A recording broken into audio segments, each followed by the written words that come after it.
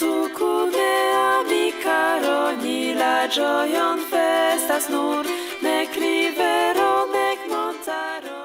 France, nous avons l'habitude d'élire nos députés par circonscription. Chaque député est élu dans sa circonscription.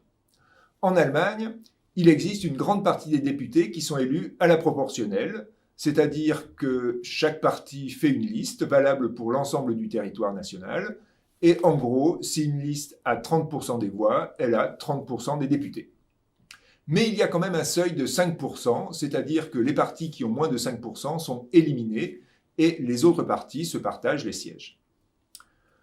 C'est peut-être injuste, ça élimine les petits partis, mais ça permet d'avoir plus facilement des majorités de gouvernement. Et en 2019, les députés européens français seront élus avec ce mécanisme, c'est-à-dire la proportionnelle, sur des listes pour tout le territoire national, avec un seuil de 5%.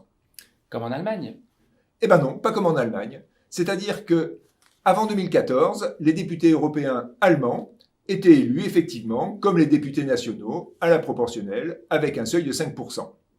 Mais la Cour constitutionnelle allemande, donc l'équivalent de notre Conseil constitutionnel, a considéré que pour le scrutin européen, il ne fallait pas de seuil, il fallait la proportionnelle intégrale, sans seuil.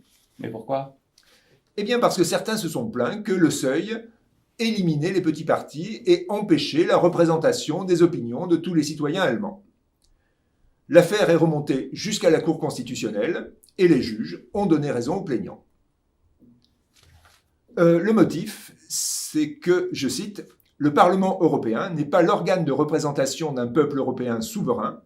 Cela se reflète dans le fait que le Parlement européen est organisé sur le modèle d'une représentation des peuples, représentés par leurs contingents nationaux respectifs de députés, et non sur celui d'une représentation des citoyens de l'Union, entendue comme formant une unité indifférenciée.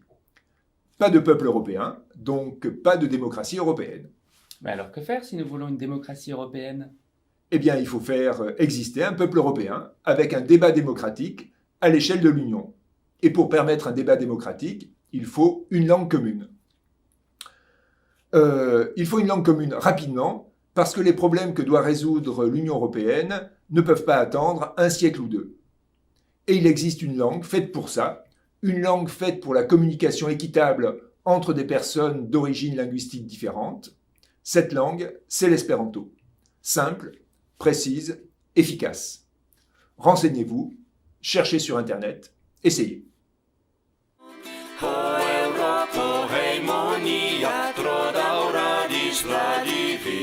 Lumbrile cu belovia ci